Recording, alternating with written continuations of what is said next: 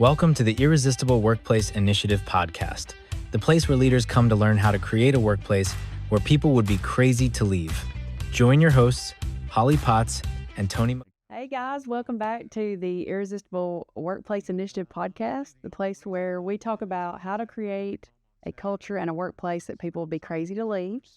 And I'm Holley Potts, and I've got Tony McConnell, as always. Hey, Holley. And then, Tony, I'm going to let you introduce our guest for the day. You guys have already met and talked a little bit, and how your paths intersect and how we ended up here today. Well, Greg Pihs, and Greg's the author of The Power in the Pain, and he's also an NLP coach and does certification, and he has a lot of things he does. He's a local Murfreesboro resident, and he'll take you on a fire walking trip and help you reframe stuff. So, Greg, we appreciate you coming, and Greg's going to be one of our speakers at our upcoming Resiliency workshop on July 14th, and Greg really helps people, reframe their past experiences, and help them to be very resilient. And when we first started talking about resiliency, our podcast master here, Trent, said, "Hey, you got to meet Greg." So, I started looking around on the internet, and I'm like, I got to get me some of this Greg. So we've met and talked, and I think, we share a lot of common analogies on life and some philosophies on how to build a resilient life, really resilient life, because it's what it is.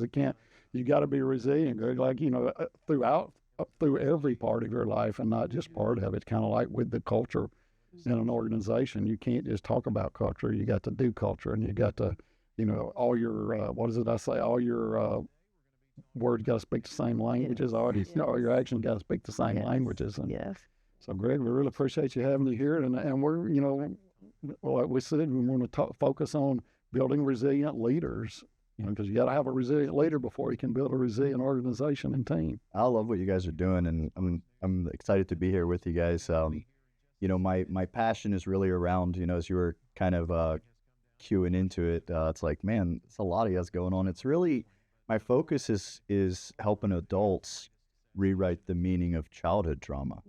This is really what my focus is. And I say obvious for those that have experienced trauma, to get through that, we're going to have some resilience. So obviously, Trent seen that connection, and when speaking with you guys and what you're doing with resilient leaders, I'm excited to be involved in it. In your newsletter you were talking about, it's during times of challenge that leadership gets exposed. That's right. It's not when you build it, it's when it's exposed. Yeah.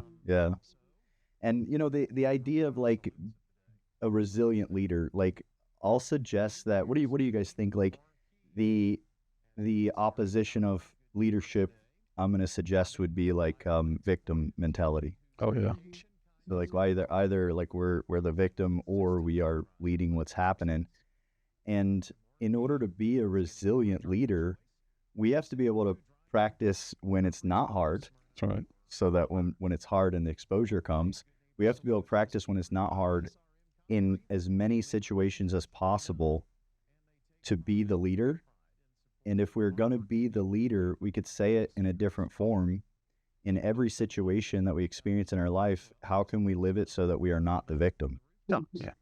Whatever takes place. And, like you said, when times get hard, that's when, the real person comes out, and an organization reacts, and picks up on what that leader's laying down when the shit hits the fan.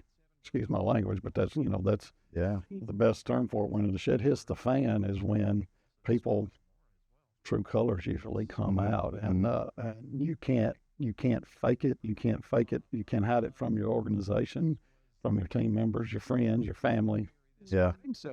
At all. I look at it like the words that I use is like, we have a certain capacity, and to which the capacity we built For those of us that desire more, we are extending ourselves past the capacity we've built. And that's who we want to become. And as long as everything's comfortable enough, we can behave like that new person. But when the shit hits the fan, we'll always go to where we know we have capacity, which is our most built up exposure till now.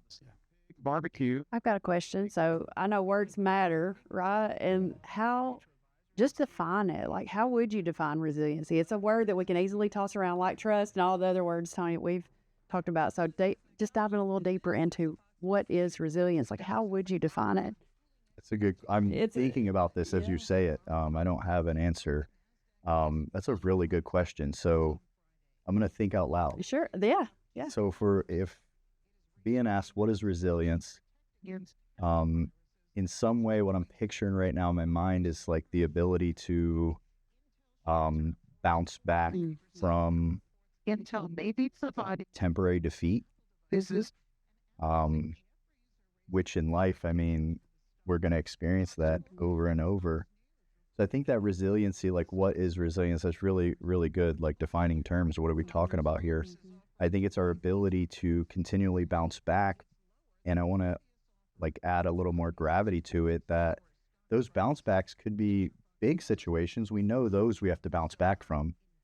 But like the most minor things in the morning with our spouse or our kids, like that's where we're really setting up or creating the capacity for resiliency, is like the little things. Like we know we got to fight on the big things, but the repetition of the little things, I think, builds that capacity out.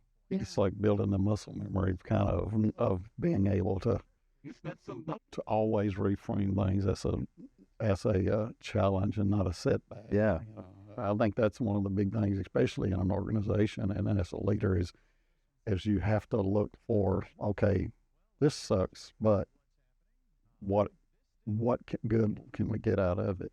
Yeah. I mean, and yeah, the lens of what good can we get out of it at any time, like to solve a problem is to introduce a new one or cause a new one. Yep. If we're going to be the leader, we are going to be willing to cause new problems. It's true. And so in that, like, because fear is built in, like, if I make this decision, I may cause this.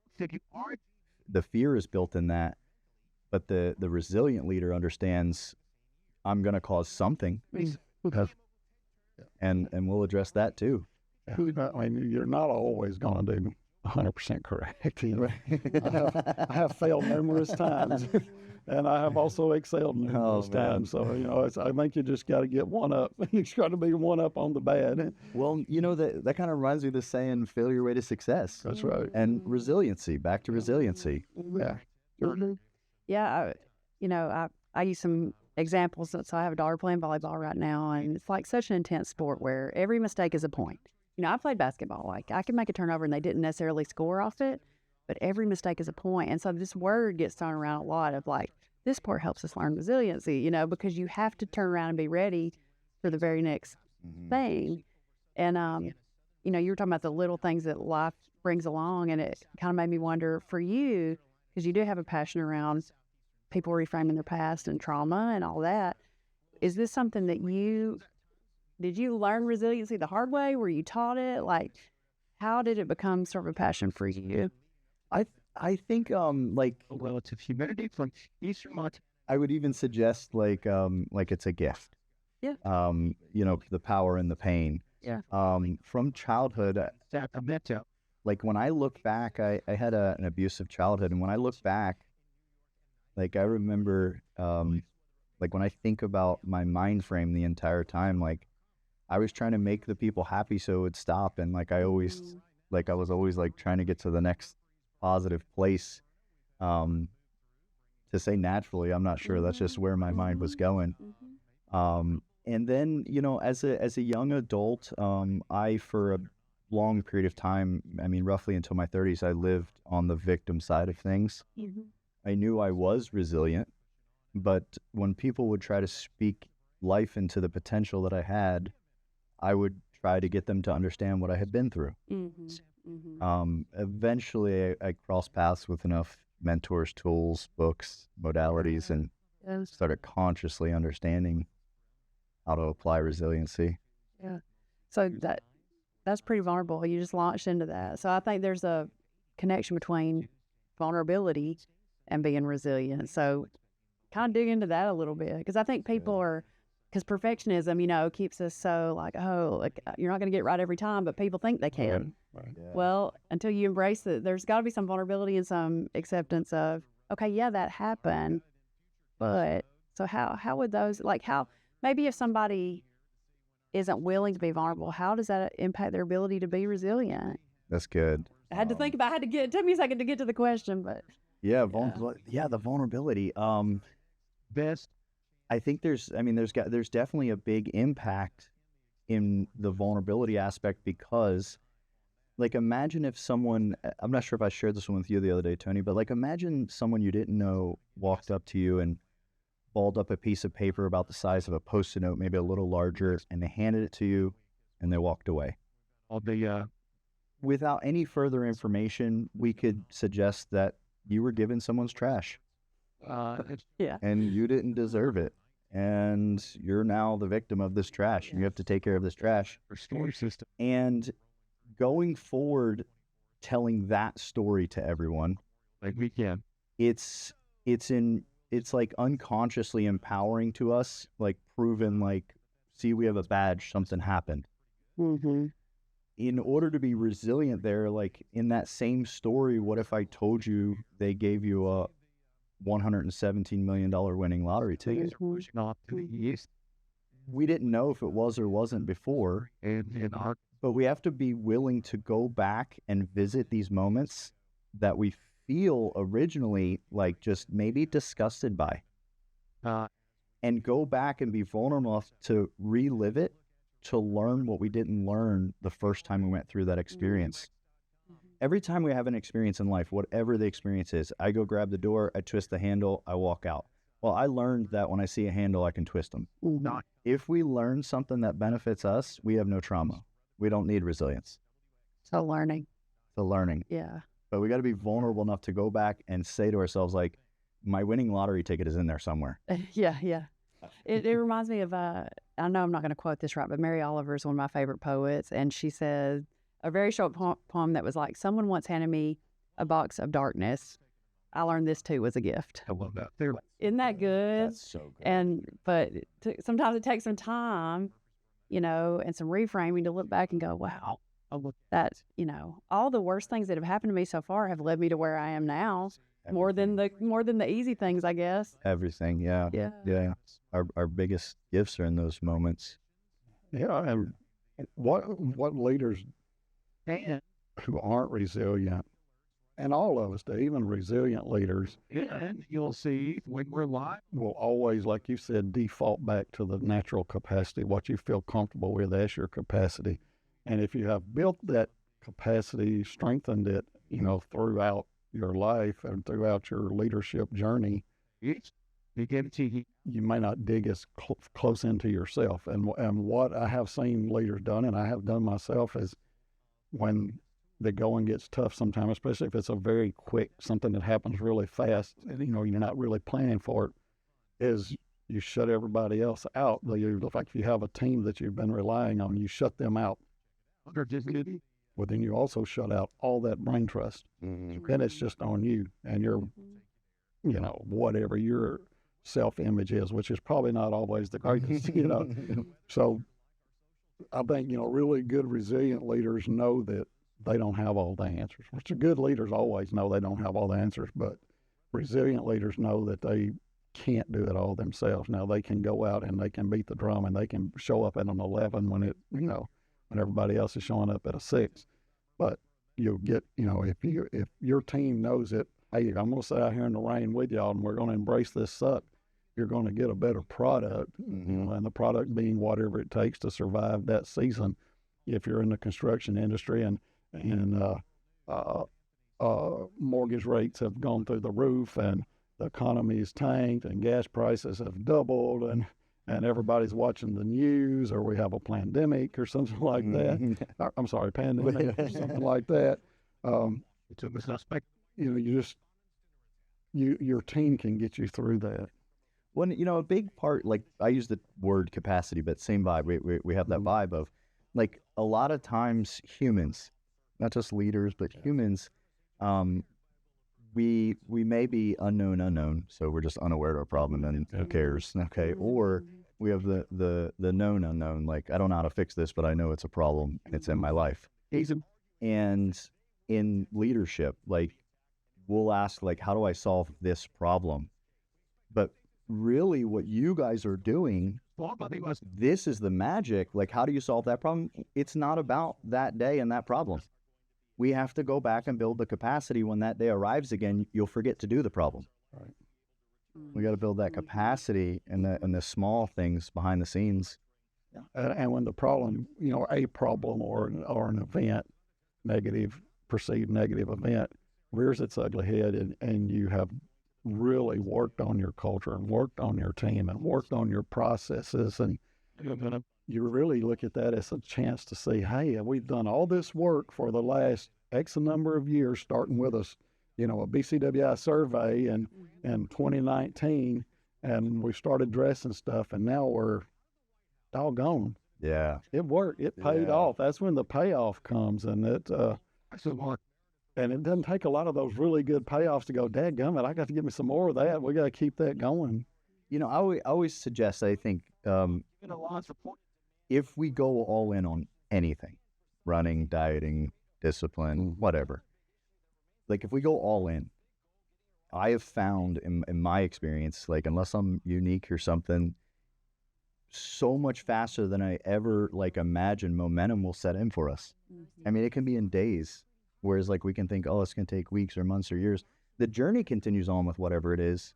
But, like, if you go all in and, like, burn the ships, if you burn the ship mentality. Burn the ship, that's right. Yeah, if you go in with that mentality, like, what I find in my life is, like, it's like days later and I'm like, oh my gosh, I can't believe I was doing that. I can't believe I was doing it that way. And, momentum starts to set in. It starts to be empowering. You start to realize the results, and it's like, well, I wouldn't want to do anything else now but this. That's right. Yeah. I'm thinking about fear too, because I think fear plays into it for people as far as how does it keep somebody from experiencing the learning, and experiencing resilience? Do you find that when you're working with people, coaching people or whatever, that fear just like crops up? Because it's tied to the victim side a little bit of, do you find that's a big barrier, and what do you do? Yeah, fear. So the first thing that I talk about in fear is, like, first thing, like, we got to love fear. Like, before we do anything else, we got to, like, love fear. Yeah, like befriend it somehow. Yes, like, not like it's okay. We're not going to, like, the whole idea of, like, false evidence not appearing real. Like, fear is there and is there to serve us. And, like, when we love it, we won't have the same reaction to it. And the image that I share with people is, like, imagine your fear was the most expensive, highly trained, loyal guard dog. And now that highly trained, loyal guard dog, every once in a while, it's going to alert you. And if you go up and check, it's going to be a squirrel. Yeah. But don't be mad at your guard dog. It's doing its job. Yeah. So, like, my goal when I'm working with clients or people around fear is, like fear is not something to be ignored or it's going to get louder. Yeah. It is there literally trying to serve you. So I think the first step every time with fear is gratitude. Like, oh, I'm so glad I'm being alerted to this. Because, like, depending on the amount of fear we experience, we start to release adrenaline and cortisol. This is so we can lift the car or whatever the thing is. And gratitude starts to release our serotonin and dopamine, which is counteracting that. Because if we get too much cortisol, adrenaline, those hormones, we'll act irrational. Fight or flight. Fight or flight will kick in. And once that happens, it's kind of, we need a pattern interrupt, But just prior to that, if we can get into gratitude, like, I'm so glad I'm being alerted, we can alter the chemical balance inside. Now, okay, cool, I was alerted. The next thing is, like, now let's look at this from a logical standpoint. And is a boundary needed?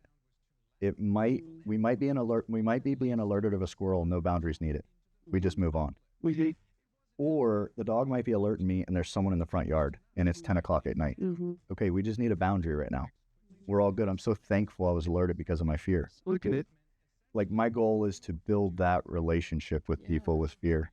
Yeah, because I think the reason we have been talking about this topic for our gathering that's coming up is a lot of people are experiencing fear, and I would say they're not reframing it like that quite yet. So maybe that's somewhere we can go, on this day. But looking at, I mean, it's coming our way all the time, things to be afraid of, But when you think about business conditions and the market and people who've taken risk financially and other things to do their business and all of that, there's plenty of reasons to be afraid, but that's why we chose it. It's like, wow, people are feeling fearful right now in general. So. And, like in business, like the idea of like, because a lot of times in business, we can get like, we can get conditioned that like, shut it down, there's no fear, move on. Yeah. Well, when we start to really face economic shifts and things of that nature, it's like, well, hold on, do I actually just ignore this?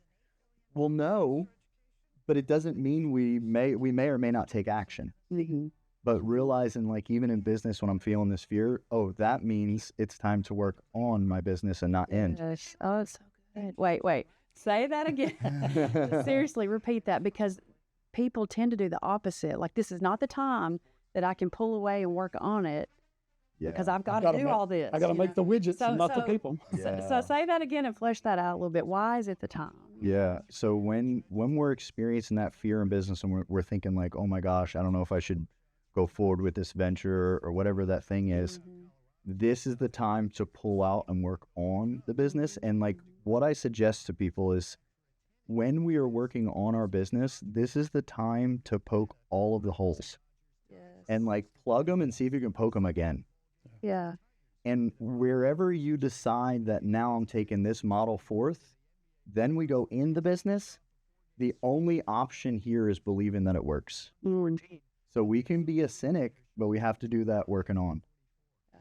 And so we're allowed to evaluate everything working on. We're allowed to be the pessimist, the play realist. Out all the scenarios. All the scenarios. Yeah. And then once I select one and I come over here, by a choice, I am choosing to believe this definitely is going to work. There's no other way around it. Like, I'll have to be surprised at the end if it doesn't. Yeah. Because, Tony, wouldn't you say, like, a lot of people that we invite to join a peer group or be at the table, it's like, well, and then there's this fear thing. I can't do it right now because I'm scrambling. I don't money. I just got to make. I don't have time. I got to make the widget. Yeah. I don't have time to figure out how to make a better widget or to get the right person to make the widget so I can go sell the widget. And I think, it really plays in good to the discussion we had a while back about the leaders having peer groups and leaders building their own network and to help them, because like as you're working on the business, sometimes it's good to have somebody that is not even in the same industry, to give you feedback and to help. Yeah. And I think that's one of the itches that we've scratched for a lot of people with our table groups is, we've put leaders of different kind of organizations together because it's lonely at the top. And when you can put people together that, it does help build resilience, and it helps hold each other accountable, because accountability is also a key to resilience. Yeah. I think I've always felt that, you will take your resilience and your personal resiliency a lot more seriously if there's some accountability on it. I agree. Absolutely. If there's no accountability, it means it's all okay anyway. There's nothing to rebound. That's right. That's true. Yeah. To do. I think when you were sharing about like the people with like not enough money or building the widget, like we talked about like always start from their model of the world. Yeah. So like if let's just say someone say, I don't have the money right now to do this. Well, let's go from your model of the world. In your model of the world, you don't have the money to do this. So the other option would be you having the money to do this. If you had the money to do this, I'd love to still work with you, but why would you need to do this? And you're on the exact side of the equation that needs to do this. Yeah. And like really just, taking it for the widget, like, the idea of like, I just need to build a widget. Oh, just go build it then and then come back. Holly and I were talking this morning. Of something that we kind of leaned into heavily is that every time you say yes, you should write down the stuff that it made you have to say no to. That's good. And every time you say no, what are the things that you get to say yes to? You get to say yes to. That's good. Yes. That's good. Yeah, because I feel like it's sort of, you think about preventative, like your health. Okay, I can spend my time and invest all the things to get where I want to go, or I can end up where I don't want to be and then have to come back and spend the money and invest the time. And you know what I mean? So it's kind of, when we're thinking about these leaders, I just can't stress how important it is to go, you just do it. You just do it, and then you get to get in a safe environment where you play out all the scenarios, and like you said, then you make a choice. But people are very hesitant. I think it's just fear. It's maybe not understanding what fear can do. Well, and another thing, like fear is definitely in there, but there's like a different level of fear in like I'm rolling in business and I'm afraid of what's going to come next. Versus like a suggestion of like do I take this decision to do this thing? There's still fear there. Like, what if it doesn't work or whatever the case may be.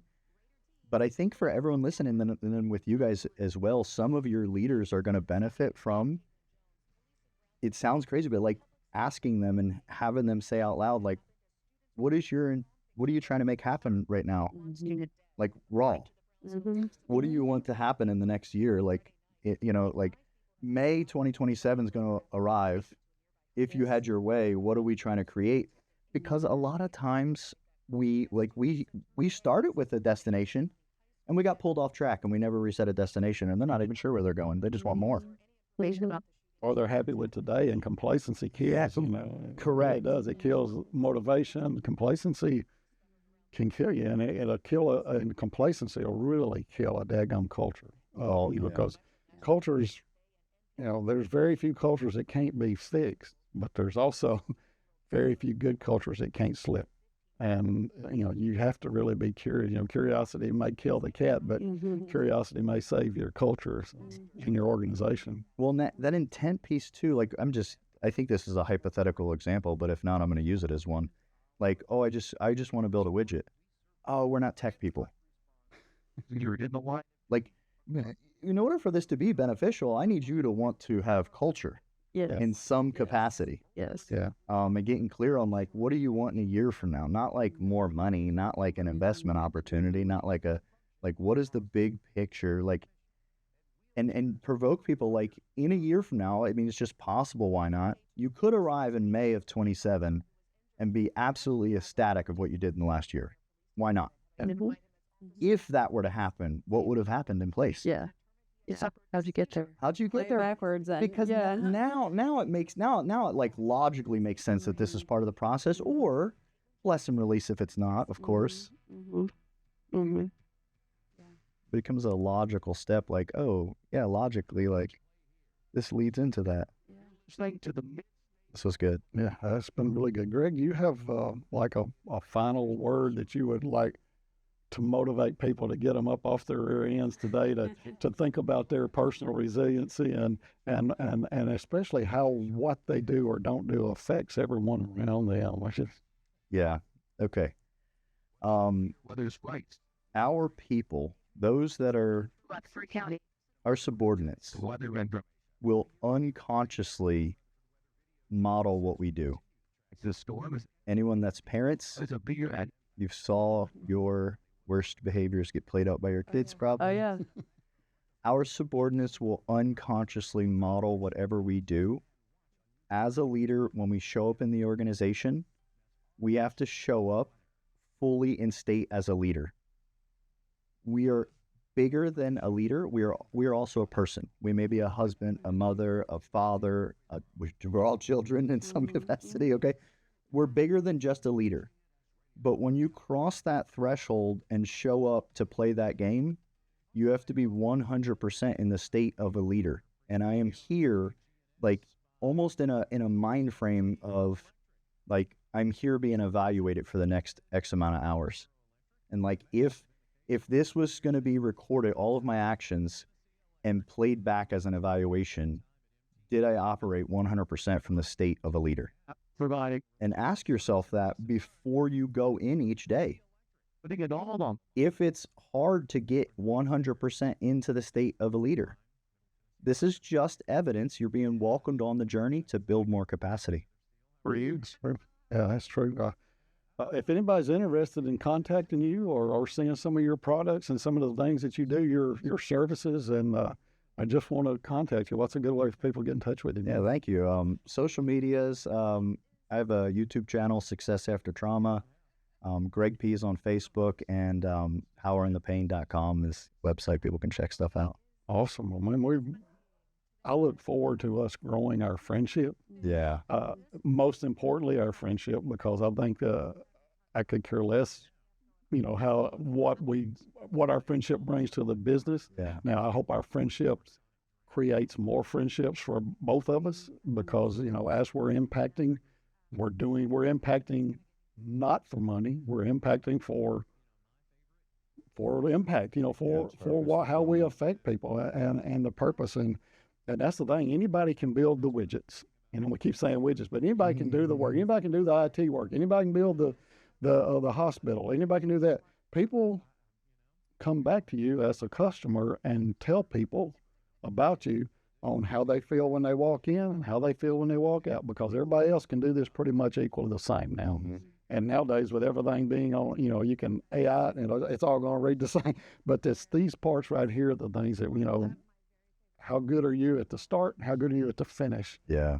And I think that's, the important part. But we really appreciate you coming on today, and look forward to having you back again, and look forward to July and what you're going to bring to our current tables. We're having all our table groups, including the internal Dow Smith leadership group of 6 people that we're training as leaders that from different aspects of the company, and actually having them come in with tables of business owners and with other business owners that we're inviting. We're hoping to have about 30 invitees there, and but we don't want to just come in and sell them a product. We want them to see what happens at a table group.